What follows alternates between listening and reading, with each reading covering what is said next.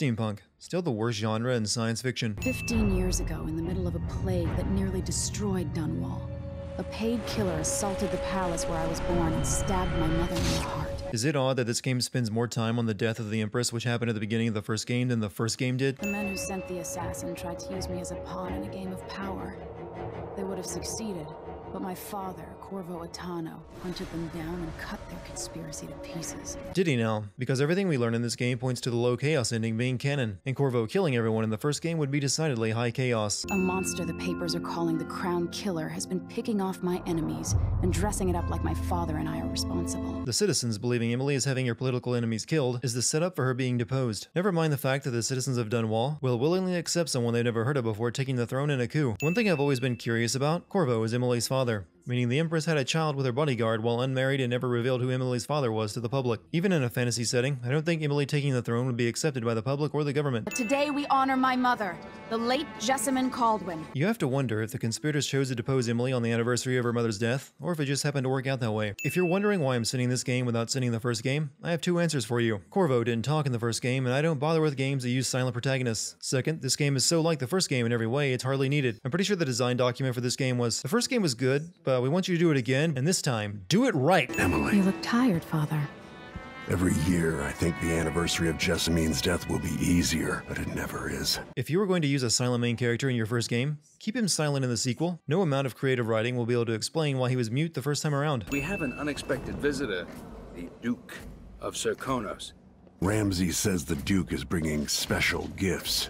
That's intriguing. Corvo should have been at least a little suspicious about the unexpected arrival of the Duke of Sarkonis. First, the Crown Killer is murdering Emily's political opponents in Sarkonis, and Corvo suspects this is being done deliberately to weaken Emily. Second, the Duke brought previously unknown murder robots with him as gifts. And third, Corvo has been in this exact situation before where an Empress is betrayed by the people who serve her during a time of political upheaval. I present the lost sister of Jessamine Caldwin, your rightful Empress, Delilah Caldwin. If you didn't play the DLC for the first game, you better fire up Wikipedia to learn about Delilah like I had to. My father was Emperor Euhorn Jacob Caldwin, and Jessamine was my younger sister. You can tell Delilah is evil by the flanger effect they added to her voice. I'm here to relieve you of your crown.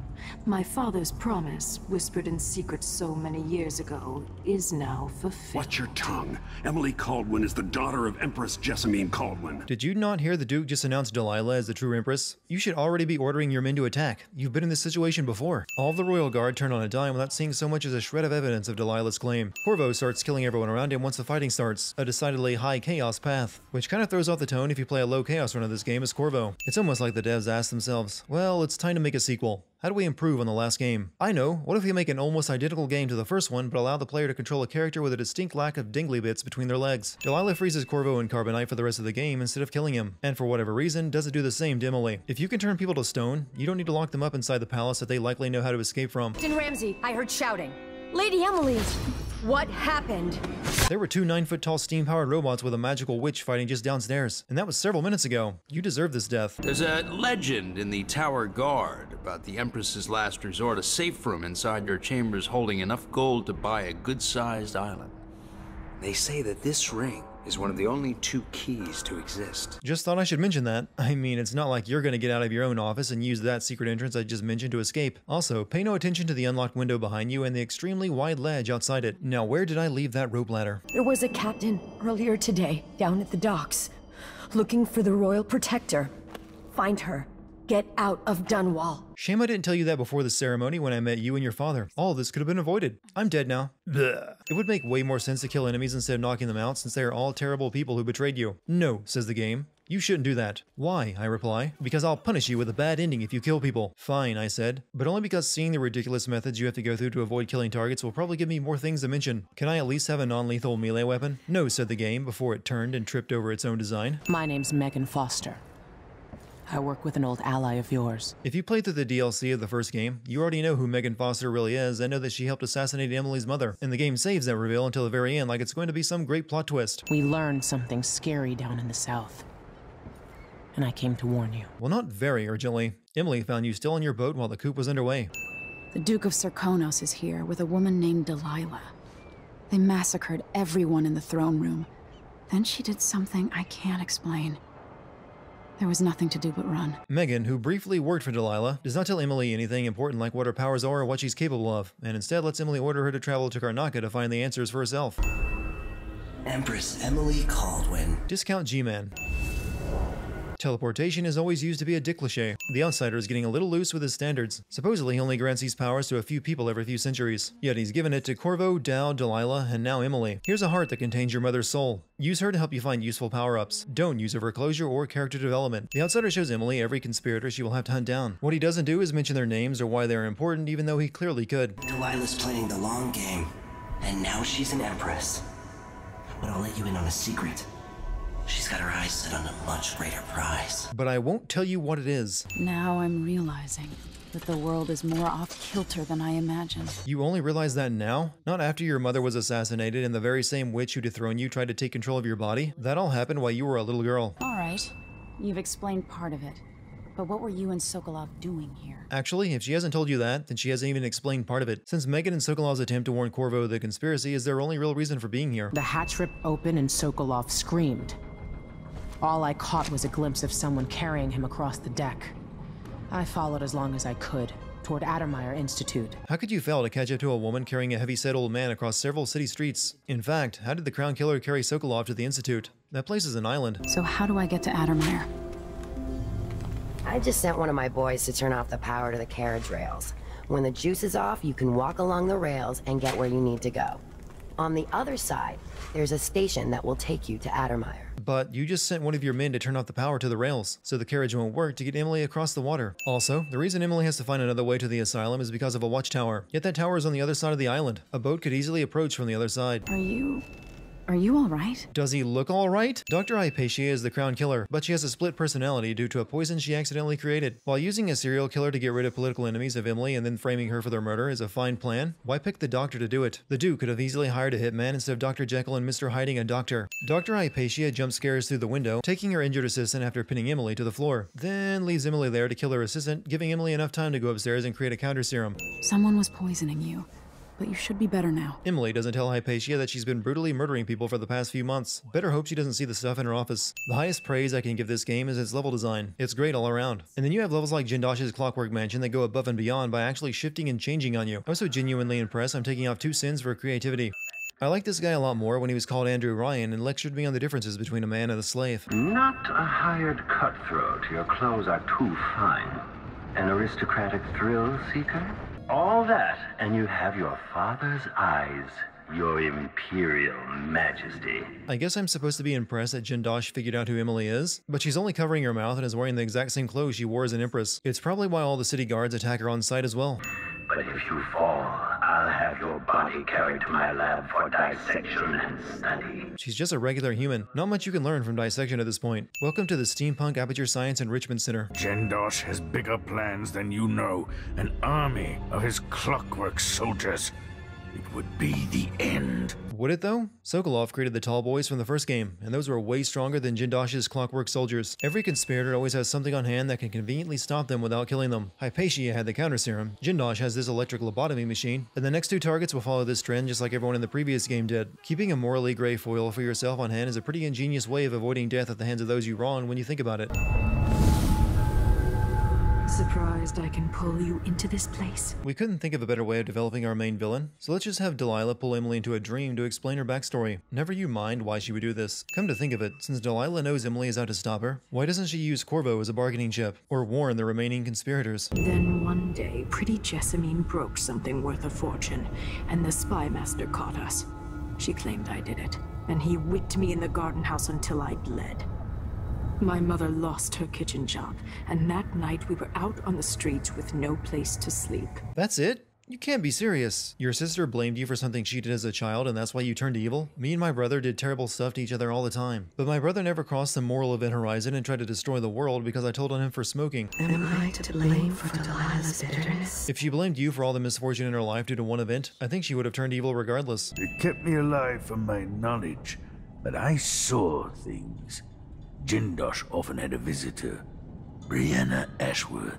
Apparently, she's working on a device called the Oraculum. Jindosh kept you locked in a maze guarded by a clockwork soldier. Unless people were coming down to visit you, I highly doubt you would have ever seen her or learned what she was up to. I saw some of her paintings. Beautiful, but somehow sinister.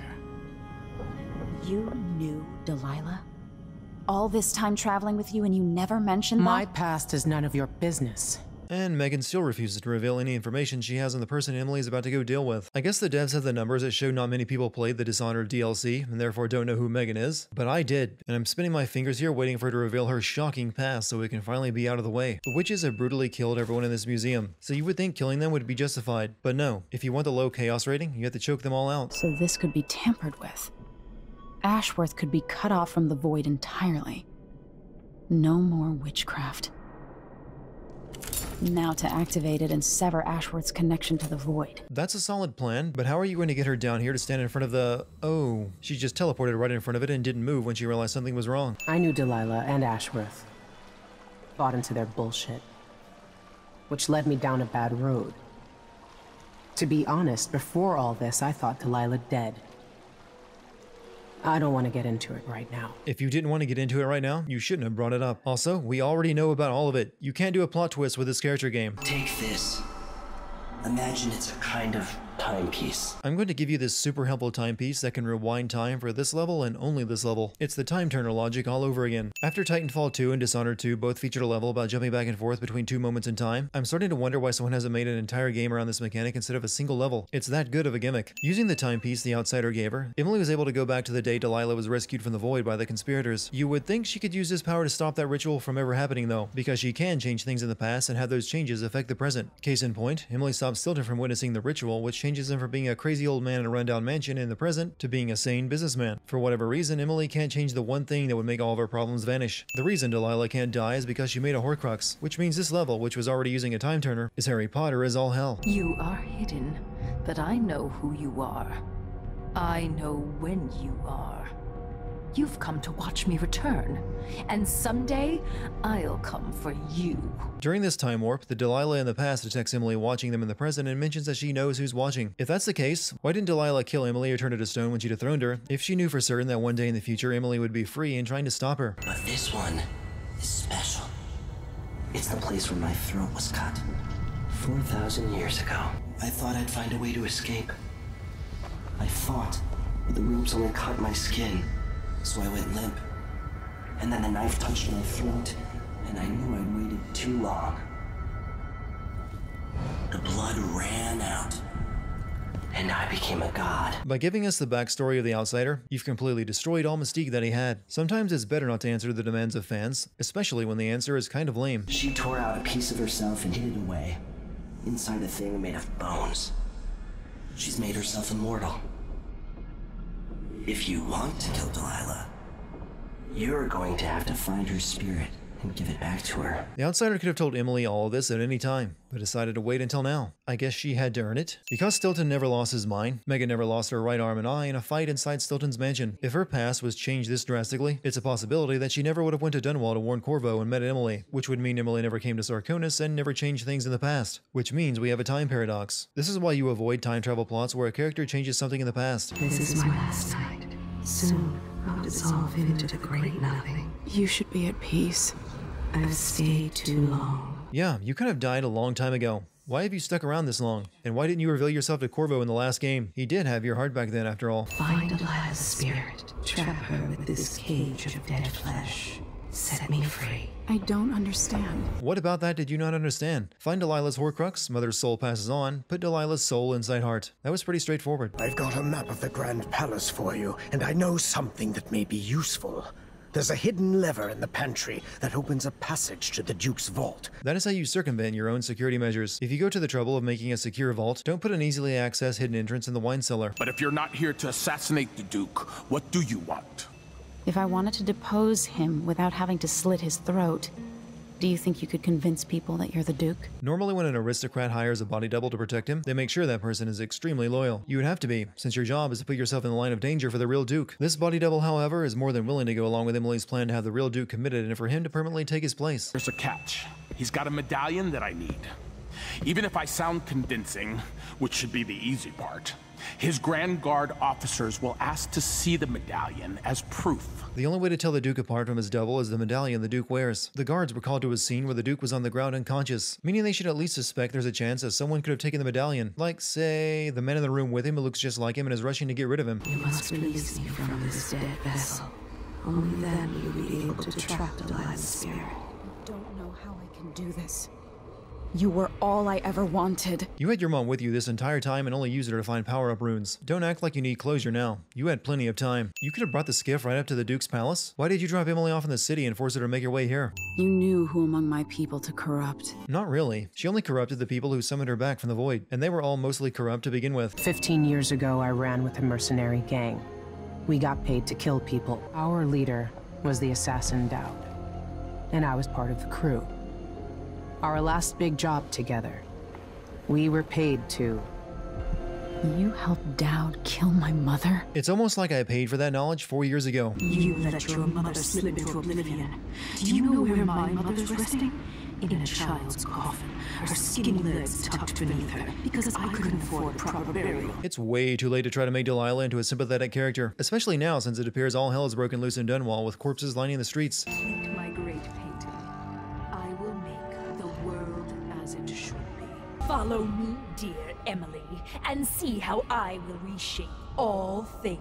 Delilah's plan is to recreate the world with her magic paintings to make a perfect world that she rules over and everyone loves her. Which begs the question, if she had that power, why didn't she just do that instead of dethroning Emily and bringing attention to herself? Taking the throne did nothing to aid this plan as far as I can tell. If you play this game in a low chaos run, you shouldn't even need to reunite Delilah with her spirit in order to stop her, since for the low chaos ending you just trap her inside her painting forever. The heart only makes her mortal so she can be killed. I'll just step into my painting for a minute. Don't do anything like placing corrupt runes on the throne that will trap me inside forever while I'm gone. Good thing just touching Corvo frees him from being turned to stone, because Emily neglected to look into a method for saving your dad. As Megan Foster faded from the world, Billy Lurk stepped from her shadow, setting out to discover her truest self, and seeking the closest thing she'd ever known to family. DLC baiting.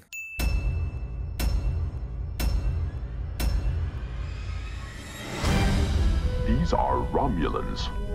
They are without honor.